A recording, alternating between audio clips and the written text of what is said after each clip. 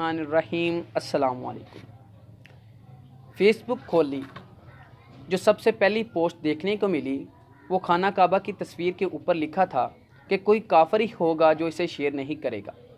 دوسری پوسٹ پڑھی جس پر ایک قرآنی آیات درج تھی، اوپر لکھا ہوا تھا کہ شیطان آپ کو ضرور شیئر کرنے سے روکے گا۔ تیسری پوسٹ پہ لکھا ہوا تھا کہ دو معتبر شخصیت کے درمیان موازنہ کیا جا رہا تھا جس میں کہ کون زیادہ دین کی خدمت کر رہا ہے۔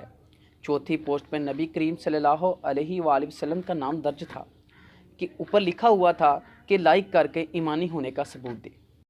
ایک اور پوسٹ پر ایک نعرہ درج تھا اور اس کے اوپر کچھ اس طرح کی تحریر لکھی ہوئی تھی، اس کا جواب ایک حلالی ہی دے گا۔ حیرانگی ہوتی ہے کہ خانہ کعبہ کی تصویر کو نہ شیئر کرنے والا کافر، قرآنی آیات کو نہ لائک کرنے والا شیطان کا ساتھی اور نعرے کا جواب نہ دینے والا حرامی کیسے ہوتا ہے۔ نبی کریم صلی اللہ علیہ وآلہ وسلم کے نام پر ووٹنگ کرنا ایمان کی کمزوری ہے۔ کسی کو متقی پرہیزگاری کا سرٹیفکیٹ دینے والے ہم کون ہوتے ہیں؟ ان تمام فیصلوں کا صرف اختیار اللہ ہی کے پاس ہے۔